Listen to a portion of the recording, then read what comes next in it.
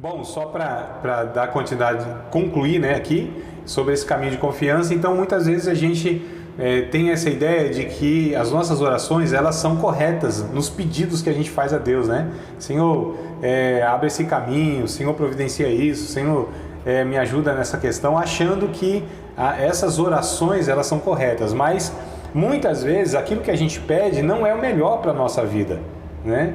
E aí a gente precisa entender que a gente precisa confiar em Deus de fato. Ele que sabe o que é melhor para nós, né? Então isso é viver pela fé. Viver pela fé não é acreditar em que Deus pode fazer milagres, que Ele tem poder para fazer coisas extraordinárias. Isso inclusive para mim é uma lógica. Se é Deus, Ele pode tudo. Então eu acho que nem precisa fé para entender isso. Você precisa um pouquinho de massa cinzenta, né? Porque imagina só, é Deus. Se é Deus, pode fazer tudo. Então eu não preciso de fé para chegar à conclusão que Deus pode fazer tudo. Eu preciso de fé para, sim, mesmo sabendo que Deus pode fazer tudo, mas Ele não faz aquilo que eu penso ser naquele momento melhor para a minha vida.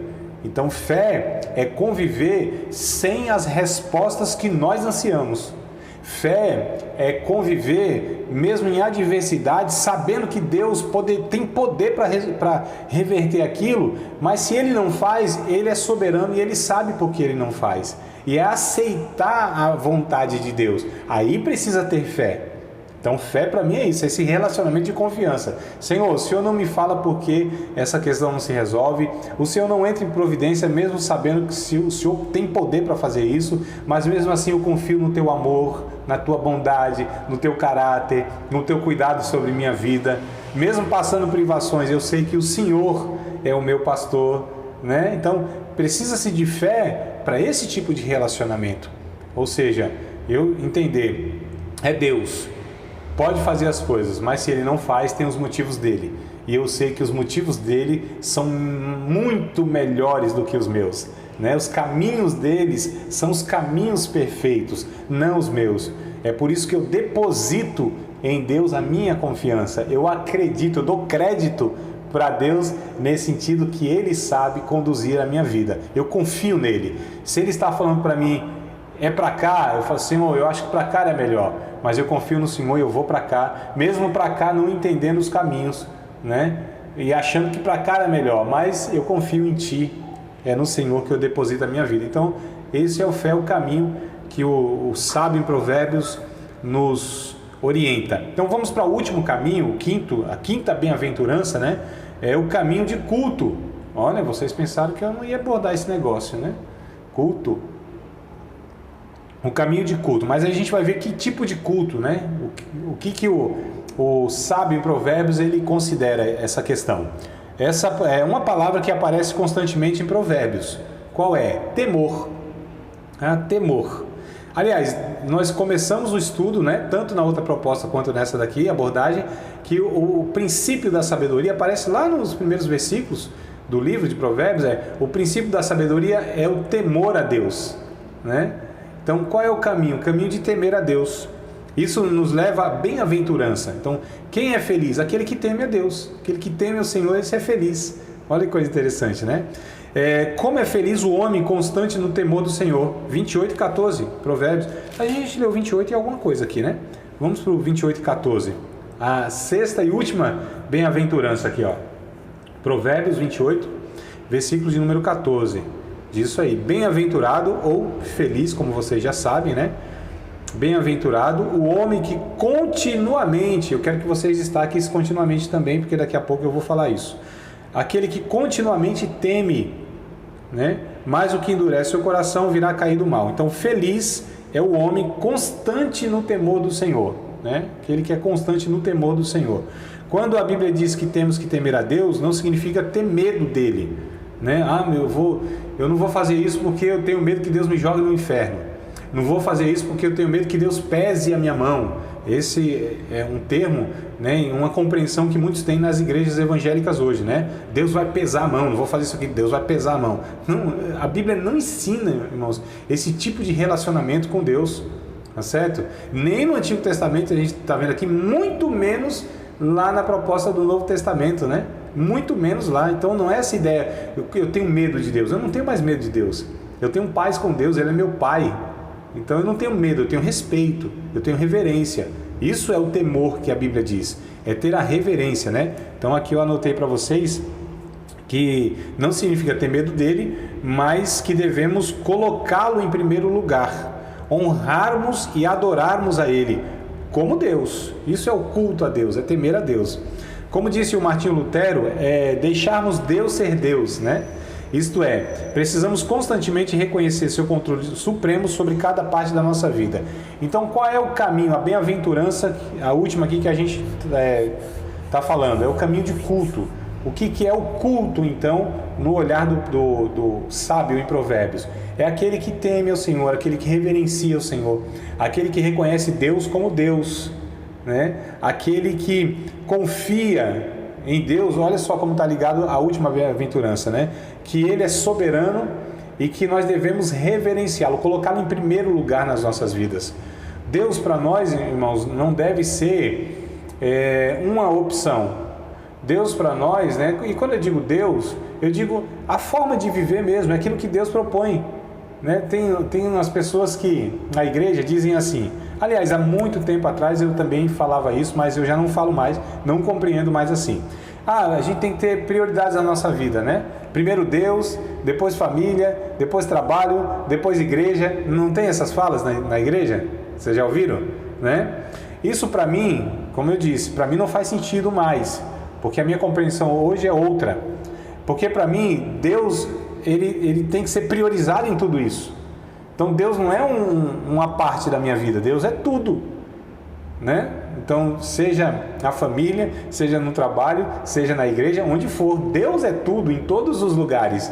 Então não tem essa ideia de Deus aqui, família aqui, trabalho aqui, igreja aqui. Não, é tudo, é um todo, é uma coisa só. Em todos essas esferas, esses ambientes, esses contatos que eu tenho, ou lugares de relacionamento, Deus tem que estar impregnado em tudo isso aí.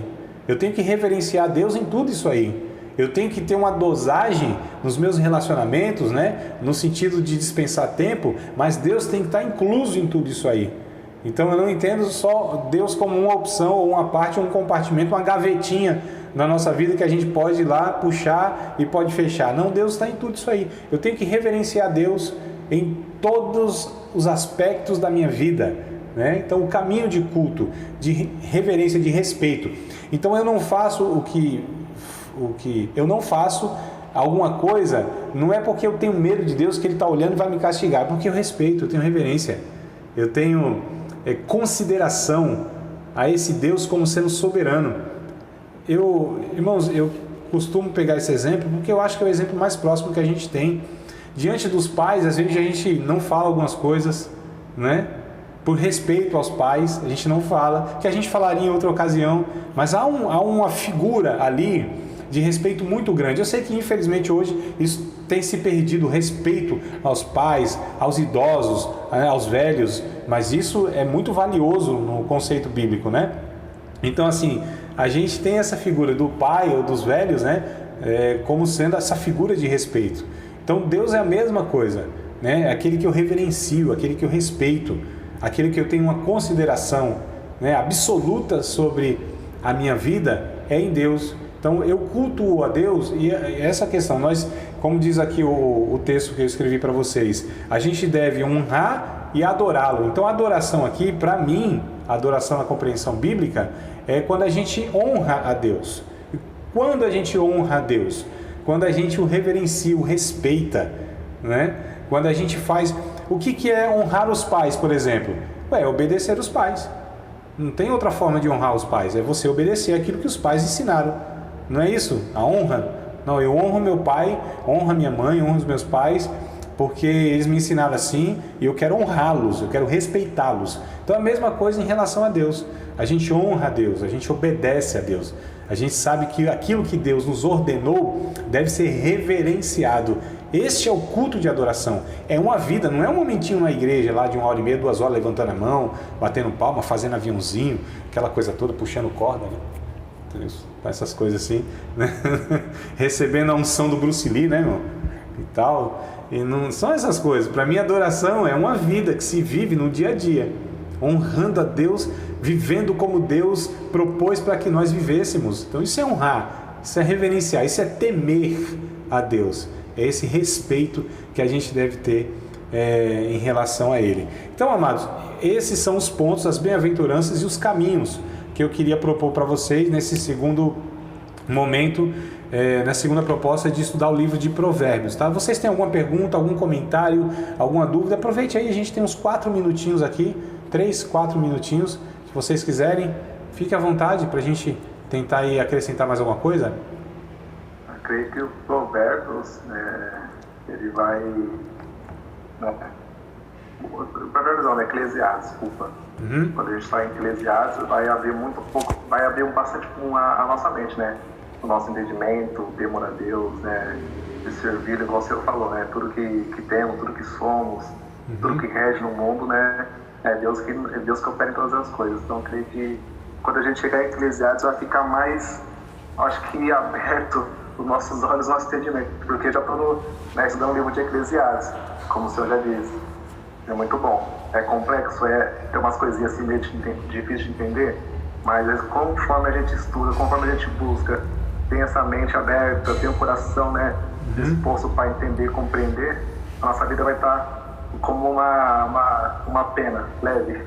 E o meu papel é descomplicar, né, André? Então, se é complicado, o meu papel como professor é trocar em miúdos, né? É simplificar. Então, eu espero, inclusive, que eu consiga estar servindo vocês, compartilhando, né, a partir da semana que vem, esse livro de Provérbios, seus ensinamentos, suas reflexões, né, como a gente... Porque são práticas também...